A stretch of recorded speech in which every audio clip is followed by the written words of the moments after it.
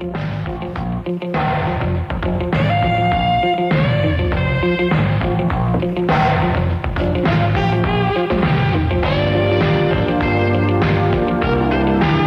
am on WABC tonight with my friend Emanuel McLittle, the editor-in-chief and publisher of Destiny Magazine.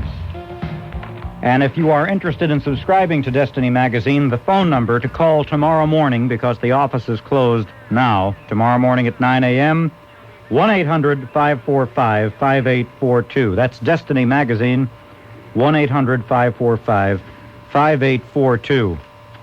And I can assure you that when you subscribe to Destiny Magazine, you will be subscribing to a journal focusing on the merging of politics and culture, the interactions of politics and culture in our country. And speaking of the merging of politics and culture, and we'll get back to the phones in a minute, Scout's Honor, Emmanuel, you said before you were in Denver, and I think you were testifying at a trial where the convergence of culture and politics is very, very specific. That's correct. What were you doing there? The people of Colorado enacted something called Amendment 2 through a referendum held in a vote not too long ago.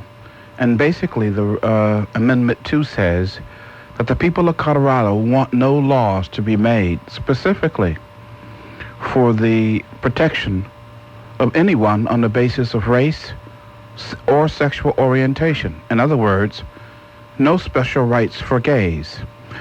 And the gay community, the gay community nationwide, got their funds together and hired the best of lawyers, went to Colorado and says, this is unconstitutional. You have given rights to black Americans, and therefore we deserve rights. On that basis, the state of Colorado put up a defense that says there is no similarity between homosexuality and the color of skin of black folk. And they called experts such as myself, being a dark-skinned black man, to testify on that in that vein. So I was there for almost a week in the most interesting trial, and I correlate that trial to Skoke's monkey trial.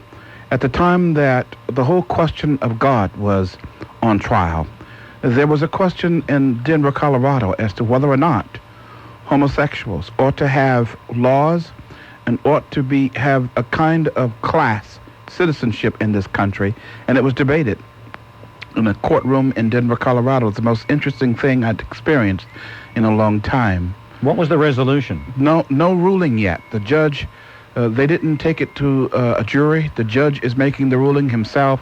They predict that he will rule that the vote of the Colorado's 58%, I think, 60%. He will rule that vote was unconstitutional and cannot be enforced, which means that the state of Colorado will take it to the Supreme Court, which is where they expect it to go. But it was very interesting. Now, the state passed a law guaranteeing the rights, or the citizens of the state of Colorado voted in anticipation of homosexuals creating laws. Okay, I see. They voted that there should be no law. Okay, I see. Specifically aimed at the protection of homosexuals. And the homosexual community in this country felt that was illegal, felt that it was not constitutional, because a precedent had been set whereby blacks had been given special rights. And that's an insane argument, because what blacks were given in terms of civil rights were rights that simply says you can no longer discriminate on the basis of color. Blacks were given legally what should have already been their own, you see. And what homosexuals argue for is something that they already have in terms of rights. And the only reason that they negate those rights is when they reveal their sexual preferences. Here we have a sexual preference asking for a status in this country that has been previously reserved for people on the basis of color and religion. Laws protecting color and religion has been prominent in our country for years. That's what the Bill of Rights is all about. And it says nothing about what one does in their bedroom or to have laws passed in order for its protection.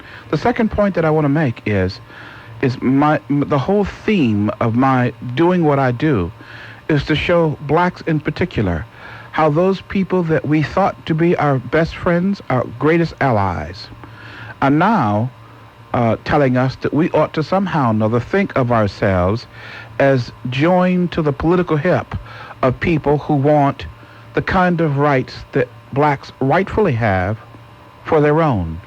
And that something is wrong with us if we ever deign to think that their struggle to normalize this sexual anarchy into our culture is something similar to what blacks fought dogs and hoses for in the 60s. And there's no similarity at all. And you and homosexuals insult me in the greatest manner possible by suggesting that what they do in their bedroom has some kind of correlation to my skin tone. Isn't that weird? So I take it that you're against the inclination of certain homosexual radical groups to inculcate school-age children in kindergarten. That's correct. In the virtues of homosexual life. That's correct. That's correct. I'm against what anybody does in their bedroom, finding itself in the political mix of this country, in the schools where my children must attend, and they must attend because 174 in California says we're not going to give you a means by which to take your kids out. You now, see? I have to make a point. There is another danger in passing a law and passing civil rights legislation, because you see there are two categories of people. There are people at large. Then there are people who happen to be homosexual or happen to be black. Mm-hmm. And whereas it's true with respect to civil rights legislation that we are prohibited from discriminating against people if they are black, we should be allowed to discriminate against human beings who happen to be black. In other words, and what happens in civil rights legislation and what might happen, what in fact would happen with the pro-homosexual legislation is that you could have a perfectly valid reason for not wanting to rent to an individual who happens to be homosexual. Let's say you just don't like the way he looks, or let's say he's got purple hair, or let's say he just, you know his employment isn't what you'd want it to be, or you know that he's had maybe he traffics with a lot of men. Yeah, and then you ought to be able to discriminate against that individual. You ought to be able to discriminate against that individual without being schlepped into court and being made a social pariah in your own own environment. That's right. Similarly, with respect to civil rights legislation, there are blacks, there are whites, and there are whites. If a white person comes to rent from me, I don't like the looks of him. I do a little investigation. I don't like his finances. No, you can't. I'm sorry. I got somebody with a better job and a more stable background. You've been divorced 7 times. I'm not interested. You have a conviction. I'm not interested. Now, a black person comes with the same background as the white you just kicked out. You kick him out for the exact same reasons you declined to rent to the white, but he's got a court case against you because he's black, and he's going to say, no, it's not my personal specifics, it's my skin color. What I think has to happen in order to put the context of what the spirit of civil rights should have been is that you as that landlord ought to fight that case with just as much vehemence, so that eventually we begin to restore a sense of balance, a sense of what is right, you see? We're talking morality. That's right. You cannot get away with crime because you're black. And you cannot get away with crime, you cannot get away with forcing the... can you imagine the kind of money that the state of Colorado spent just to fight a group who says we want laws to protect us, especially? Can you imagine the kind of money spent? They shouldn't have been allowed to spend taxpayer money. That's right. Shouldn't have been allowed to spend that money at all. Well, but Emmanuel... Because I will discriminate against, I may have homosexual friends and I may not. But the moment they make their sexuality an issue with me, and they're not friends anymore. And similarly, I could own a home, and Emanuel McLittle could come and want to rent that home out for 6 months while I'm out of town. And I might rent to Emmanuel McLittle, but if the gang member who visited Bill Clinton in the White House during his... If a Crip or a Blood comes, I'm not renting to a Crip or a Blood. Why should that Crip or a Blood have the same legal hold on me that Emmanuel McLittle would have on me? There's a big difference between Emmanuel McLittle and a Crip or a Blood. So the point is, people can take advantage of civil rights legislation, and they can manipulate that legislation to their own nefarious ends. Yes. A person should be allowed to make to discern between the kinds of person he wants to rent to. And the only reason why it has indeed been taken advantage of in this country is another subject that I talked about with some great friends of mine who took me to dinner tonight. Great friends they are, is because the lack of what I would like to call a sufficient quantity of manhood. There isn't enough gutsy kind of men around that are willing to stand up, and I don't mean to insult women, that are willing to stand up and say, just a second here, this is stupid. In other words, how many times have American courtrooms footed the bills for suits and lawyers being paid for by the individual who came into court because he was thrown out of the apartment or denied the apartment on the basis of the fact that he was black, when he would in fact he would have been the worst risk there in existence. Right. You see? But we paid for that. And why have we paid for it? It's because there are few people that are willing to stand up and say, like those gentlemen of old, this is crap, and we're not going to spend any more money on it. You see, there is a lack of that happening. There is a lack of people that are willing to stand up and call Bill Clinton the nut that he is. But I can tell you, Emmanuel, that even when you are in the public eye in a very minor way, such as I am here every night, if I espouse the beliefs that on the air that I'm espousing to you right now, inevitably people will call me up and say, you're a racist, you're a racist, you're a racist. And I made a new word the other night. I think it was Thursday or Friday. I said, no, I'm not exactly a racist, but I am a culturist. Yeah. And I'm proud. I want to affiliate myself with people who share a cultural milieu with me. That's right. I am not interested in being forced to share a cultural habitat with a gangster, with a gang member, with a murderer. So I think there is that distinction. I think it's legitimate. But yes. I promise when we come back on WABC, we'll get to the phones. From New Jersey. Good evening, Jay. Hi. Good evening, Mr. Little. Hello, sir. Emmanuel is good. Okay. Listen, the more I listen to you and others like you, yes, the more I say thank God for Minister Louis Farrakhan and people like Leonard Jeffries and others like them. You said earlier in so many words that the Democratic Party thinks that black people could be led around by their nose. Yes, so does Farrakhan and Jeffries. Well, what make you think that the Republican Party don't not have you dragging around by your nose? Because ever so often, Jay Diamond will dig you up, dust you off, and throw you out there. It is a great privilege to be in front of these microphones. Yeah? Precisely because of the way your kind think about Jay Diamond. I do it purposely. This is not an accident, myself. What you ought to do? This is designed to make you call me. What I suggest that you get a copy of the final call and you read that. It would help you, because you do need help. Can you read? You are a pitiful brother. Yeah. You are a sorry brother. Listen, you call names, but can you talk about these issues substantively with either me or Emmanuel? Well, what substance do you want to talk about? Well, let's talk about, for example, the rhetoric of Professor Jeffries. Let's have a substantive examination. Now you're starting wrong. It's not rhetoric. It's not rhetoric. Well, let's talk substantively about the philosophy that the Dr. Jeffries, Professor Jeffries, enunciates. Let's. What is he CJ, say? You can't talk about it because you don't know what Professor Jeffries. Well, let me ask you. All you know about Professor Jeffries, what you hear on radio and TV, and what you read in these dirt rags. Then let me ask you then, what good is he? What good is he? Yes. I'm going to let you find out. You're so smart, and you're so. I'm going to let you find out. I'm glad that the people listening are able to discern now the difference between you, Bruce, who have no substance, and my guest, who has a lot of substance. That's okay. Your kind of substance, Jay, I can do without. Well, then why do you listen? Apparently you can't do without it because you tune in. See, you monitor idiots. We monitor all idiots. Thank you for your call, sir. Listen, if anybody else does want to call up, seriously, and take issue with either me or Emanuel McLittle, you're welcome to do so. But I think it was illustrative of the kind of person who is so consumed with hatred and bitterness in our culture today that they gravitate towards somebody like Leonard Jeffries and like Farrakhan, and are not able to enunciate why. Yes. Because they are not followers of Farrakhan or Jeffries because of any clearly delineated political philosophy. That's not the reason. But men like Farrakhan and Jeffries appeal to somebody on the basis of fundamental, inchoate, unformed, unrefined hatred. And that's what you heard from this man. On WABC, David, this is Jay Diamond, and Emmanuel McLittle, hello. David, are you there? David is gone? All right, let's try Ron. Ron, this is Jay Diamond with Emmanuel McLittle. Yes, I'd like to tell you why people like Minister Farrakhan and Leonard Jeffries are necessary, Mr. McLittle. Emmanuel's good. Turn the radio off, Ron. Okay, I'm sorry. Sorry. That was off.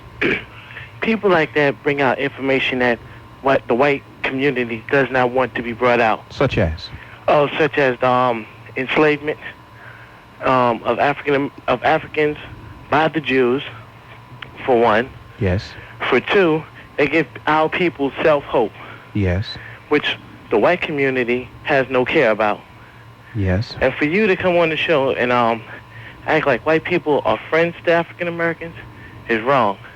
Because you send out that message that people like Jay Diamond and Bob Grant are writing their assumptions about us.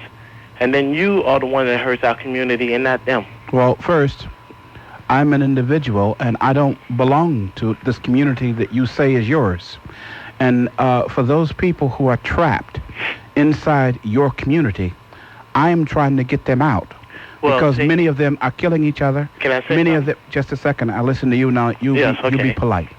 Many of them are having children much earlier than they ought to be, while they're still children.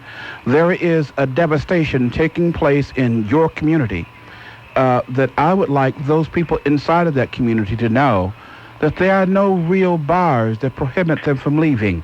A good U-Haul truck and the will to pack it full and drive out of it is all that it takes. Well, and so I'm suggesting to you that one of the things wrong with your community is that you forbid those people to think on their own and to deign to be their own people, or you would not have the audacity to sit here and call them your people. Okay, well, I am not one of those people. I have two comments on that. Okay. One, why leave your community? Why not stay here and make it better? If you really want your community back, you get out there and you're organized.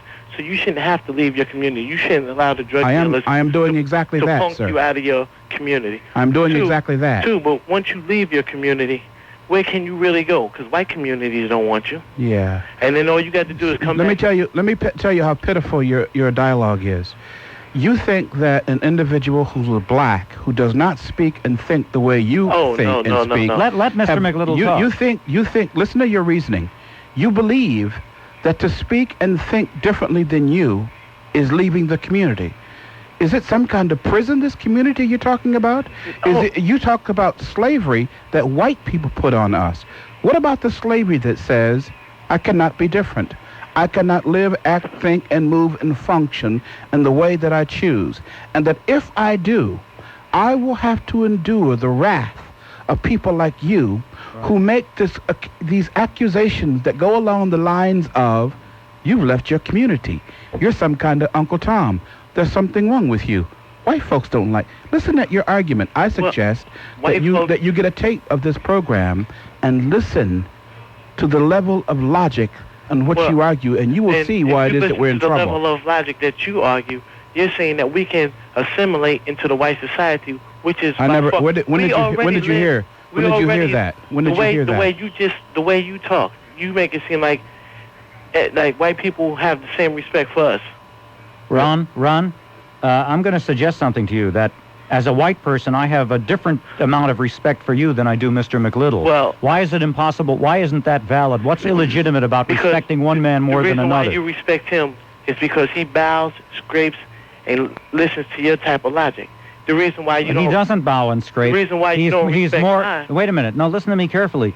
He is more thoroughly versed in what you refer to as my kind of logic than I am. He knows more than I do. So how can he be bowing and scraping? If anything, I'm bowing and scraping to him. No. I've learned from him. You are the kind of person that is conditioned to believe what you believe so strongly that when a person who happens to share some of your skin tone does not believe it, you have a problem. No. Listen at this. Listen at this, my friend, because I am not your enemy. Please, I am not your enemy. Yes, you are. I'm not your enemy. You are my enemy. You cannot think on your own. You cannot think on your own. I can't think on my own. You yourself are a slave. When you talked about white people owning slaves, you conveniently left out the number of black people that own slave. You also conveniently left out that no European army went and stole blacks by force. They were bought. Who did they buy them from? Other white people? And you they bought them from black people, my friend. And you conveniently leave out the fact that we have been conditioned in society to believe that the white man is the almighty power in this society. I don't see anybody powerful except me over my own destiny. See, that's why I consider myself to be a true black man, because I know a true black man. Is there a distinction between? Yeah. Oh yes, there's a big distinction. Well, let me ask you something, Ron. Ron, is Colin Powell a true black man? Yes, he is. He is? I stand up because first of all, I served in the military. Okay, so there's nothing you can tell me. There's nothing you can tell me about this nation. I've served. Well, but I don't feel that Colin Powell. And the reason why what's the correlation between military and all the knowledge there is about this nation? I don't get that. There is a big. Well, do you think that General Powell shares your political and cultural viewpoint? The reason why I have respect for him is because he's one of the few African American officers that has achieved a high rank in this country. So I have nothing but respect for him. Right, but do you think? No matter what. How do you think he'd feel about you? I don't know. I really don't. Do you care? Yes, I do. I would hold his opinion of me in a more high regard. All right, but because it's quite obvious that he doesn't have anywhere near your level of bitterness or contempt for white people or the institutions, the fundamental institutions of the United States.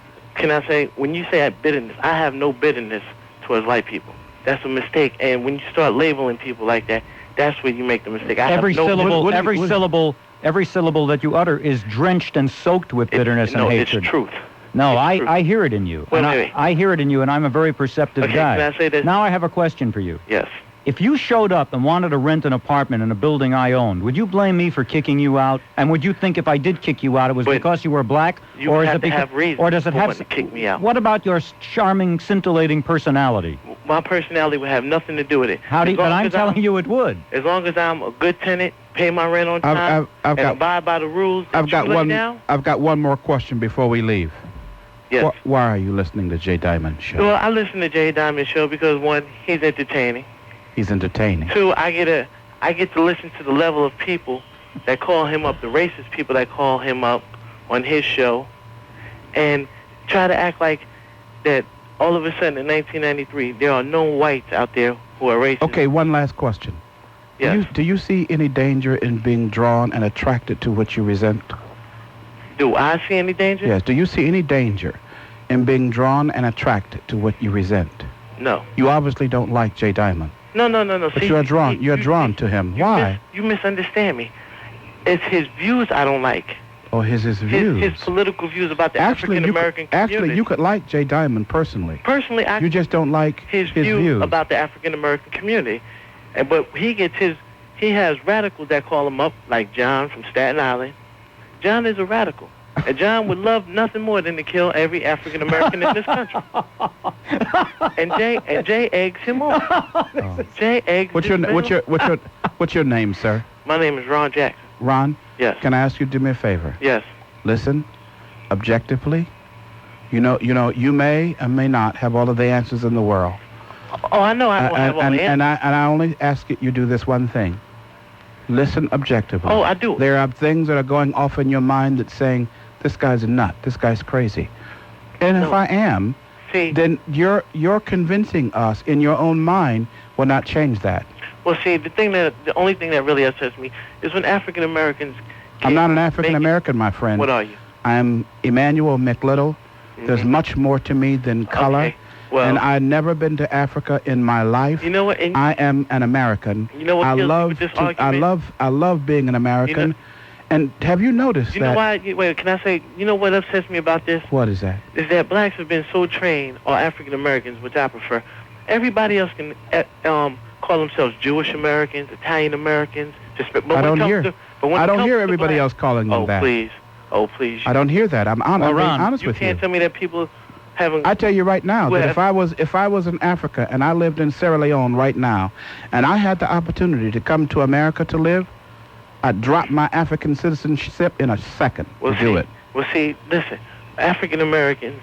This is why I say because we are descendants from Africa. Tell me, sir, I keep saying one more question, but let me ask you this one last question, and we really do have to move on. Yes.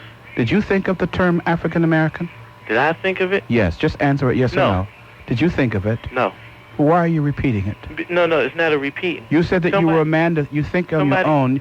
You do what's in your own mind. Right. Why are you repeating that term? Because, first of all, it wasn't a term that I picked up on until I got later on in life, until I started examining certain aspects. And I started calling myself an African American long before it became popular. You did? Yes.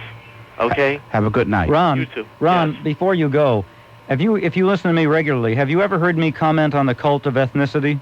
Oh, yes. All right, but if you've heard my comments on the cult of ethnicity, you've heard me comment on that little hyphen that's too big, meaning the hyphen between Irish American, Italian American, Jewish American, and you've heard me comment that I think that's a very inappropriate term. CJ, my problem is you always talk about the African Americans who are hate mongers, but you never go after the Klan or the skinheads or the neo-Nazi organizations. I've never heard you, since I've started listening to you for the last couple of months, put these groups down. But you will put down any African-American organization that decides that... You mean the Crips? I put down the Crips and the Bloods. See, I don't think you really know about the Crips and the Bloods. There are no Crips and Bloods in New York. Well, there are. Let's go to Hartford, the Los Solitos and the Latin Kings. Right. And in New York, there are other gangs, or there are people who want to be in gangs. It's that culture. It's that culture of viciousness, that culture of rebellion and defiance that I think is destructive, not just for me, but for you, Ron. It is destructive. For you. If you take this gangster attitude to heart, but all it is an image. But there are people out there that want to live this image. You can't just tell by the way a man dresses that he is a gangster just because he wears baggy clothes and let's put it this way, Ron. Wait a minute. I think if a man puts on war paint, I think he's looking for a fight. Right, but see, I wear baggy pants, I wear boots, I wear sweatshirts, but I have no criminal record. Ron. But yet, how come that guy has a right to be what he is? And my kind of people cannot speak their views. No. I don't say he has a right to be a gangbanger. Personally, I'm against gangbanging. Oh. I'm against gangbanging. I'm against robbing. I'm against the same thing you people are. But what I want to do... You people? What I want to do is cultivate. Hey, Ron, that's racist what you just said. Yeah, well, people stuff. And it's racist because I'm not going to be politically correct. Oh. I better run. So, you have a nice evening. Ron, thank you for the call. On WABC, this is Jay Diamond with Emmanuel McLittle. Lord knows my heart goes out to that poor man, because what was done to him was 10 times the equivalent of what was done to Rodney King, And besides, Rodney King is a common criminal and a common thug, and Reginald Denny was an innocent human being. Mm-hmm. But I want your opinion on this. I'm very disappointed in the type of mentality that's coming from poor Reginald Denny. As a black person... Let me explain it. There is a syndrome that happens to people who are vastly traumatized that makes them, in the moment when they are about to give up, cling to what is hurting them. Patty Hearst. Yes. Mm-hmm. And there are a lot of names for this. But it is an understandable syndrome that happens to people when you are up against something that has overpowered you and your life hangs in the balance. A means in which to deal with this overpowering force is to embrace it. Mm-hmm. So what you hear coming from Reginald Denny is not his fault. You got to look at him with a little bit of wisdom, a little bit of understanding, and know that not only did several bricks crush this man's skull, whether you can see it in him or not, he has been affected physically and psychologically for the rest of his life. Yes. But there is another kind of brick that has hit his head, and it comes from the battle between the races. And it is a very, very heavy battle. And having been traumatized in the manner in which he has, he wants no more blows. Can you understand that? Yes. So he capitulates and gives in to what he sees the overpowering enemy wants as a means in which to ease his own pain. For this reason, you must have pity on him and allow him his quiet, his solitude, to get his wits about himself again, and simply leave that in the hands of something bigger than you. David, thank you very much for the call. Okay. Thank you. You know, that's a very illuminating appraisal of Reginald Denny. Yes, he's not himself. In other words, he was hurt so badly, traumatized so deeply, physically and psychologically, that he just doesn't want to be any more trouble. And he wants to hide from what hurt him. That's correct. And he probably went inside of a place inside of his mind during his attack that he is not out of yet. He hasn't. And none of that was taken into consideration. There should have been people in the judiciary that advocated for him, but there wasn't.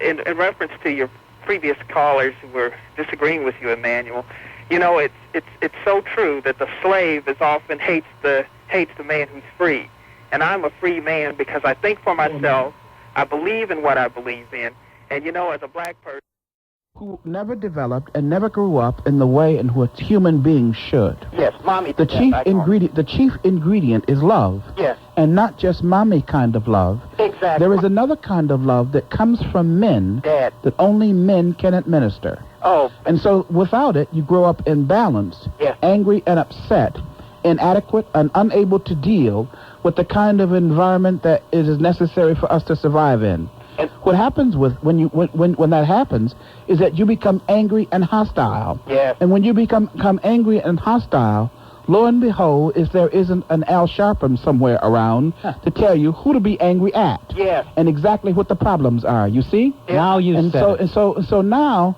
if there isn't a counterweight like you and me to suggest to those people who are being conditioned first by all of the hell that we must go through as citizens, and every day, and then by the people who are suggesting us solutions that will not work, then you'll know how much they need us. Oh, and you're so right. I mean, I look around and I see black men have just vanished in the community I live in. I live in a low-income neighborhood, and strong black men are just non-existent. That's right. They're just in hide. They're either addicted to crack. And I'm not talking about strong from the vantage point that he could lift the side end of a car up. I'm talking about strong. That's where the kind of strong that lives with one woman all his life. Yes. The kind of strong that children see their fathers standing up for what is right, validating the what is right inside the child, making the child so strong that he never has to doubt himself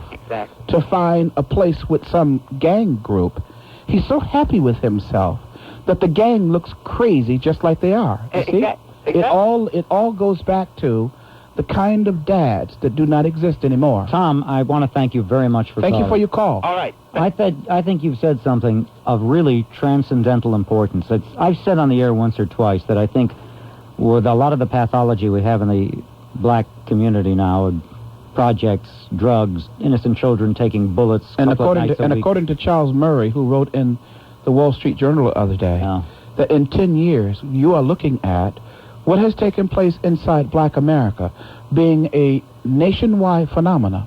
But a lot of, right, that's true. And a lot of the gang culture, this culture of so-called rage, and the culture that produced the rioting in Los Angeles and the threats of rioting here in New York, this rage is mistakenly thought to be coming from oppression, but it's really coming from an acknowledgement on the part of these individuals, these violent people, that they had extremely irresponsible, non-dutiful parents. It's rage against the mother and father who failed them, and the activists come along and say, no, that anger you have is not for your parents who hated you and you hate back, but against the oppressive society. That's correct. They're misinterpreting that anger. That's right. The producers of shows in Hollywood will go to Washington and fight with the senators and legislators about whether or not violence has influence on the minds of youngsters to the degree that it prompts violence inside her, and they debate that issue.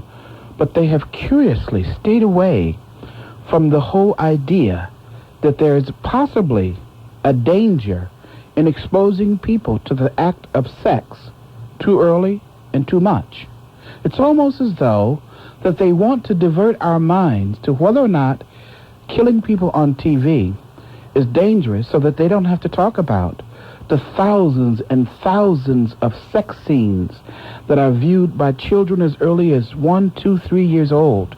You see, there is an equal danger in that is probably far more dangerous in terms of that individual's ability to put sex in the kind of perspective that it ought to be. Sex is actually, should be, a very small part of our lives. We don't do it all day long and all night long. I mean, even those people who lie about it don't do it all night long. Unless you have a sex obsession. Something is wrong with you. And it's part of your day-to-day in reality, if you measure the percentage of time that you spend dealing with matters of sex in reality, normal people, it is, in fact, very small compared with the major issues that occupy your life.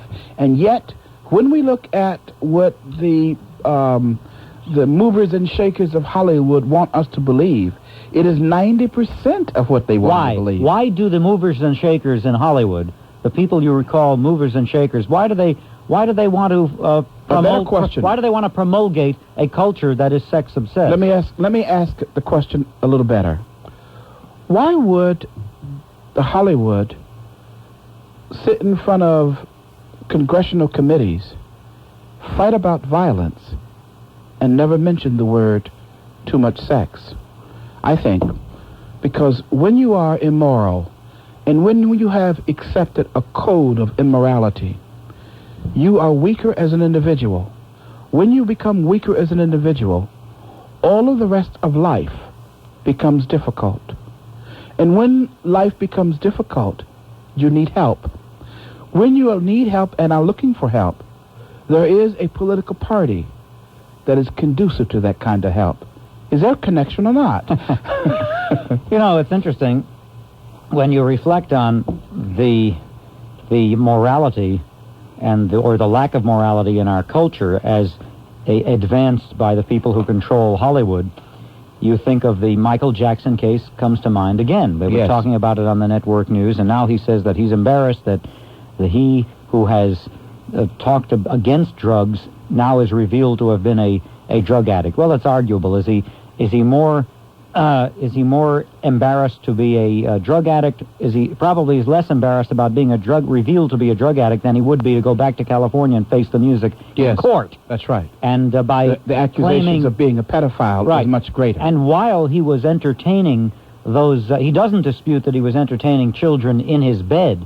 He disputes that he participated with them sexually, but he does admit that he slept in the same bed as, 8, 9, 10-year-old children when they were his house guests. Yes. Was he also taking his drugs in front of them when they slept over? Presumably he was. Yeah. A bigger question is, how come Michael Jackson is so prominent in the eyes of our society? What has happened to us? What has happened to us that this person, and I don't have any good or bad feelings towards him, and an independent thinking person like my own, he's a nothing. He's really nothing to me. How did he get to be on the top of our heap? How did he get there? Who put him there? Who decided the parameters by which we ought to judge life in such a way that Michael Jackson is at the top of us? A monster who grabs his crotch. Yes. That's what he is. I mean, if you looked at him, if you didn't know it was a big, big star, if you had just seen that individual for the first time with those flashing eyes, with a grotesquely fashioned face, with the features set in granite by plastic surgery, with the wild, flayed hair, with the ghastly, aggressively sexual hip gyrations, with the contortions of the face and the body, and finally taking his hand and grabbing his crotch, while at the same time affecting this posture of innocence. Yes. Well, crotch grabbing is not an unusual thing in some communities. I was born and raised in an area where that was a badge of honor, and if you didn't have that tendency coupled with a certain walk, you weren't cool. So long as he keeps it to himself. Yeah. Hi, how you doing? Good. You're from North Carolina. Yes, sir. Glad you called. Thank you. I was just calling really originally to say I wanted to applaud Mr. McLittle for his attitude. I think it's great. He's a true American and intelligent human being. I'm not a politically correct person. Good. You know, I think all this stuff is just kind of a bunch of tripe, and I think it's sad, you know, that there has to be this stuff with African American and all these racial riots and stuff. I mean, if these people are African American, then okay, I'm Danish, English, French, you know, Italian American, you know, because my parents are from all those different places. There's so many different backgrounds, and none of us originate in America. You know, we all come from somewhere. Well, I think the cult of ethnicity is a very insidious idea, and I suspect that it was imposed on the people of the United States by people who didn't have the best interests of the United States in their hearts. This is also a place that is worthy of people coming to from wherever they come, dropping their own cultures and picking up an American culture. That's right. Which is no culture at all. Well, why is it that there is such a war against assimilation now in the United States? We have ethnic parades constantly. We have what's called ethnic pride, which I don't think is ethnic pride. I think it's anti-American. Anti-American. That's exactly what it is. And that is exactly the meaning behind the term African American. If you believe for 1 second that African American was created in order to give blacks a semblance of where they come from and some kind of a notion of their homeland, then tell me why every time we look at TV where there are starving black children, how come it's always white people feeding them? How come we don't take advantage of Pan Am's discount fare over to Kenya and go more often? We don't go. This whole African American thing is about as hypocritical and phony as ever I heard anything. And if it wasn't connected to what a writer in our next issue calls a resentment towards America. Yeah, that's what it is. That's what it is. It's nothing else except that. To be called an African American is to say that you are not American. It's a deceptive rationalization for hating the United States. That's correct. That's true. Yeah. So go to Africa then and be happy. Thank you, Cindy. Thank you for your Appreciate call. the call. Okay. Who has written that piece in next month's Destiny? I think her name is Wilson, and she's written a piece called Still Colored After All of These Years. And she's a genius in breaking down that when we change names, we also change politics. Well, that's true. Very interesting. It's very interesting. When we begin to be called black, then we were running around in bell bottoms and afros, right, and doing the disco, and we aligned ourselves with a political movement at that time. And when we began to call ourselves African Americans, we became Africanized, and we became culturally sensitive, and we also aligned ourselves.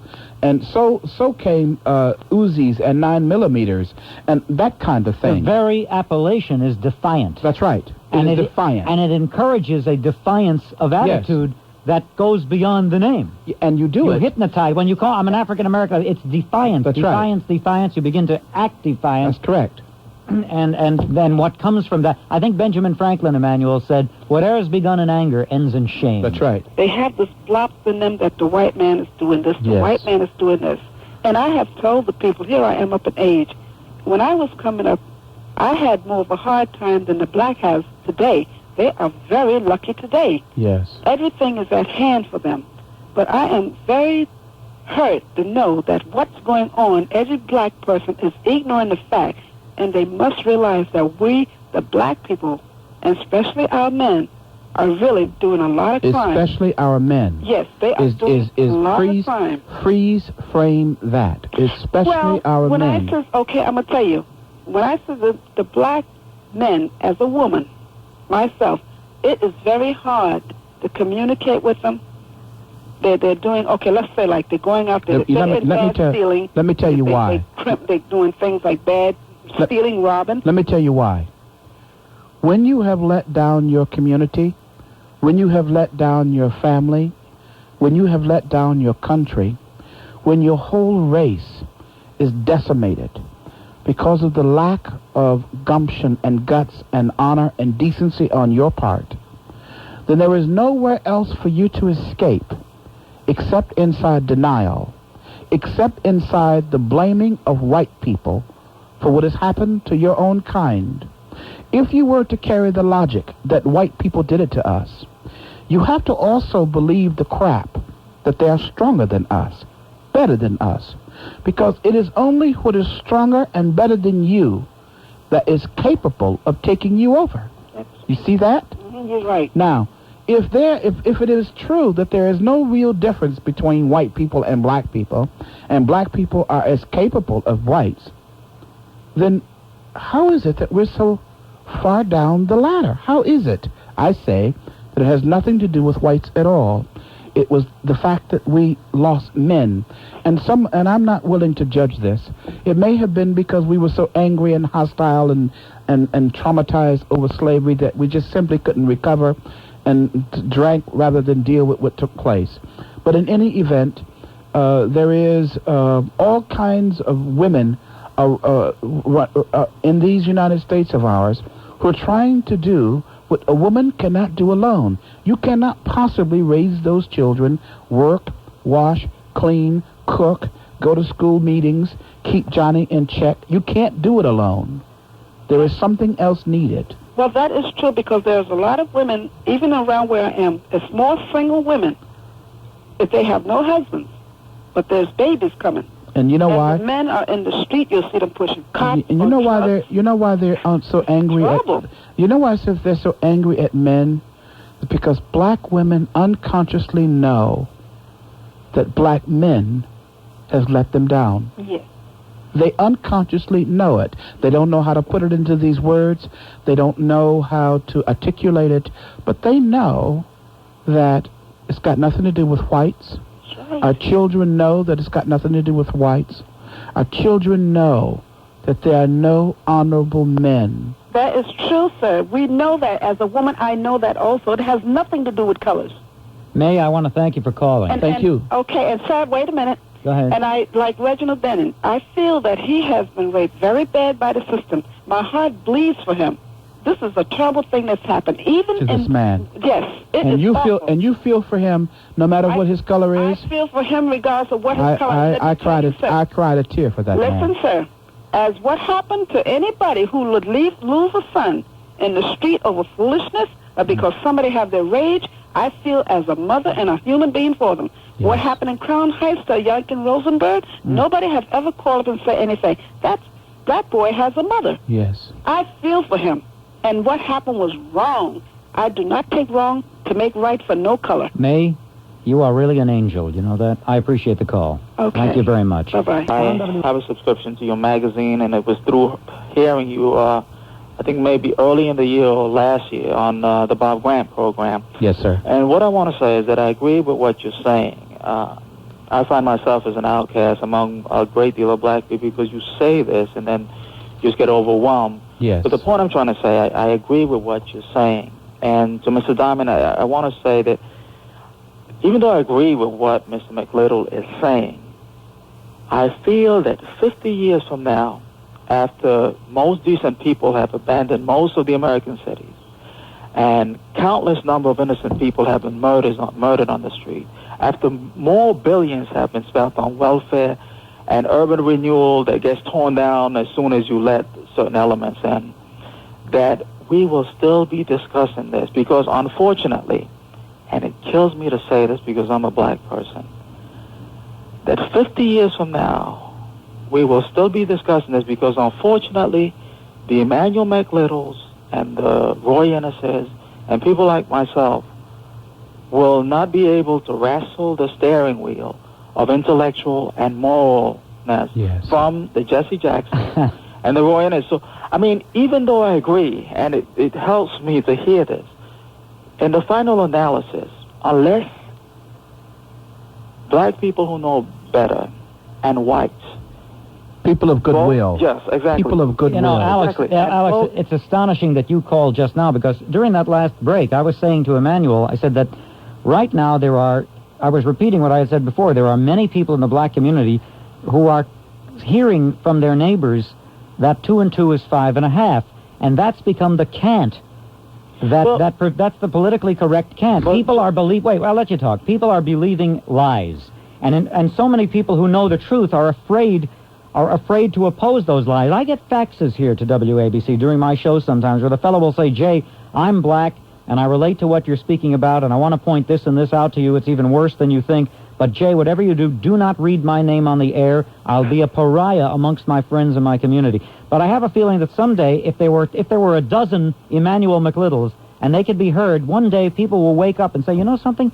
He's right. But people are afraid. You yourself feel intimidated from commenting. No, I don't. Not on the air, but no. Yes, sir. I thought I heard you say that you don't dare make the remarks in this vein. I said I have made them, and I find myself an outcast. Well, that's what I mean, yeah. But what I'm trying to say is that unfortunately, Mr. McLittle, Mr. Ennis will have a better audience with a white audience or white audience anywhere in this country, because if Mr. McLittle were to go out at this present time to East New York or East Flatbush or parts of the Bronx, and in an audience of mainly people who have the commonality of ancestry and coloring, yes, as us, and say what he I understand what you're saying. You would be dead, sir. You I understand. Would be dead. I understand what you're saying, but let me tell you why it is that I am such a threat to them. It's because if you, for an example, went into East New York and attempted to make them see the logic in which you speak, and you allowed them to get to you, you would defeat your point of view. Well, but the danger that is inside of Emmanuel McLittle is I'm going to get to them, and when I get to them, I understand that they don't want to hurt me because they hate me.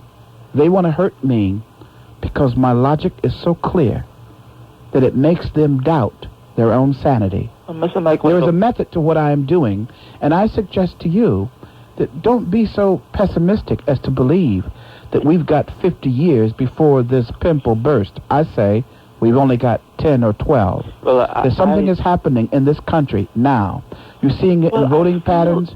You're seeing it in many ways. Something is happening that is going to cause an outright revolution or some kind of uprising from people who have been very quiet and patient and took it all sitting down. Well, what I see is, sir, is not my fears is not that those people aren't there. Is that what will happen is that those people, such as yourself, will simply flee to the suburbs, wave the American flag on the 4th of July, say that they're Americans, but then punk out. Can you honestly listen to me and believe that I will do that? Well, I don't doubt you. I am saying. So, and I already told you that I'm not exceptional. There are a lot of others like me, including you. Including you. You are like me. Well, I agree. And I agree that you are... You are not punking out. Neither will I. No, because I love myself and I love my people so much that I will fight the enemies. That's right. So will I. Outside. So now we have two. Mm-hmm. It is naive of you to believe that there are not thousands and thousands and perhaps millions of more who are not listening to this program. And if they were, some of them don't have the inclination to call. Mr. McLittle. I told friends of mine at dinner that we see nothing except the dark side, postulating and pushing its views. But I want to suggest to you, listen carefully, that there are people of goodwill, who are very quiet, very intelligent. They're so smart that they know not to get out in the street and carry banners. They are waiting for the moment when it is time for good to be heard. You watch what I'm saying, that this country will not fall to the left as easily as people might think that it's going to. But Mr. McLittle, what I'm saying is this. I'm saying to you, feel hopeful. Well, in a sense, I do, but in other ways, it's almost difficult because I agree. You're not sitting in the chair that I am. I'm telling you that I can see from a vantage point that you cannot. Okay. Feel hopeful. But let me share this with you. It's one thing to sit well-dressed, well-mannered, in a suit and tie, and intellectualize. But how do we get to the jungle, the trenches where the homeboys, how do we salvage some of them? Some of them cannot be. Okay, well, how do we come up with a plan? Not just you think that we can afford to work this out on the air? Well, where do we well, what I'm saying is, instead of just doing it and maybe making Alex, fellow you got to white- come to the point. Yeah, what I'm saying is this. We can get into some sort of debate that maybe makes whites feel that they are good blacks. But how do we I'm not really interested. get... I'm not interested in that, sir. That's insulting to me. well, I'm not interested in pressing whites. How I'm do we sitting in get- this microphone because you're listening. Exactly, but how do you get to the rally the troops, the converted, salvage some of the people who are creating the problem, and deal with those who can't be salvaged?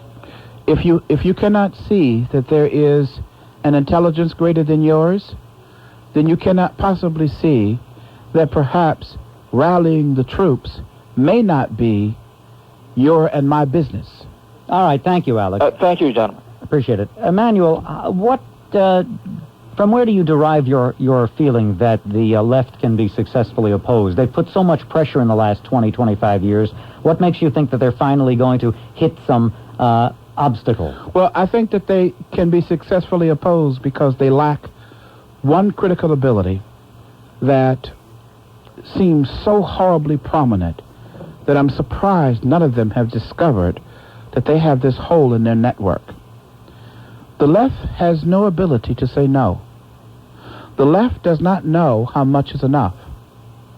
Bill Clinton just passed the biggest tax increase onto the backs of the American people as ever has been passed. Do you know that he is now asking for more for health care? Do you know that in 6 or 8 months he has a crime package where he is going to be asking for more taxes, supposedly for more police officers? He doesn't have the sense enough to see that he just squeaked by with his first economic package. He's going to push for a second and a third and a fourth. A good thief doesn't go to the same house 6 nights in a week. You see what I mean? Yeah. And so I have this sense that the American people will reach this threshold of intolerance, I call it, and eventually burst at the seams. And some kind of revolution, I hope it isn't a physical one and a fighting one, but some kind of political revolution is going to take place before it falls, and it's going to emanate from people of goodwill, the kind of people, Jay, that you never hear from. The 2/3 of this country that work, the 2/3 of this country that's worried about Johnny, unable to read, the 2/3 of this country that look at Dan Rather and get sick at the stomach, the 2/3 of this country that cannot pay anymore. They can't pay anymore.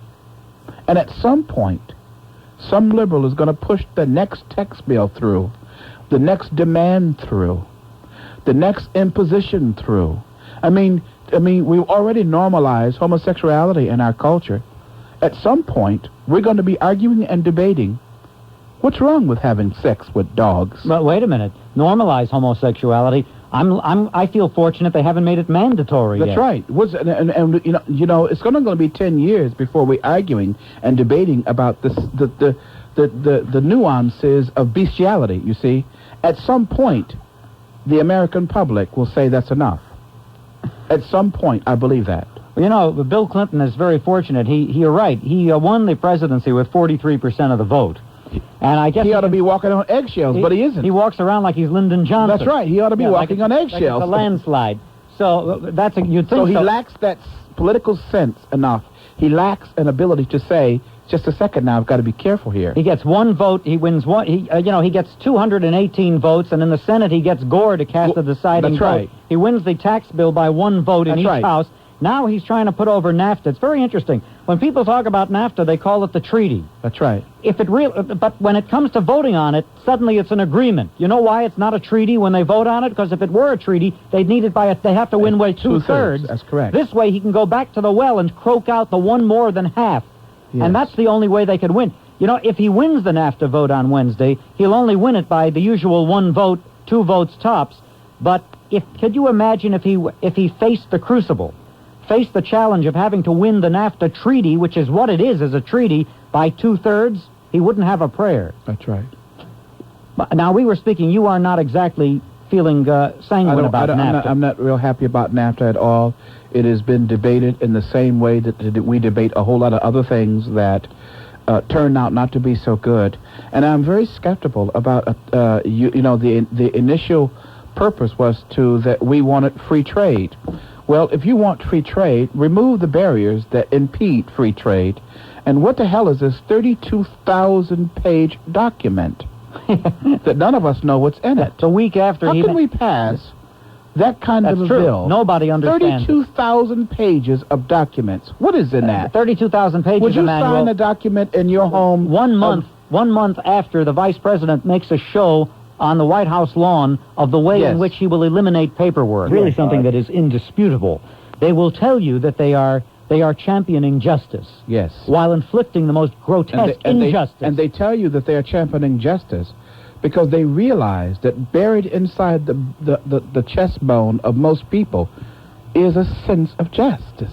And they will tell you that they are enunciating principles of freedom when what they really want to do is control. That's right.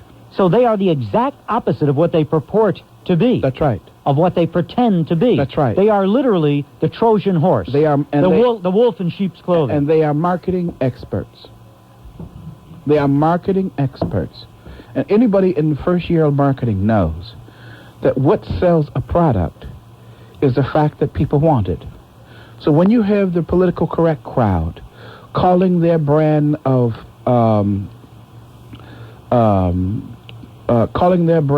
political silence just and fair and equitable, is because they know that those terms resonate inside the minds of most people. You cannot possibly call it what it is, or it won't sell. And all over our country, and some of it is associated with the fact that even those men who are around are not men.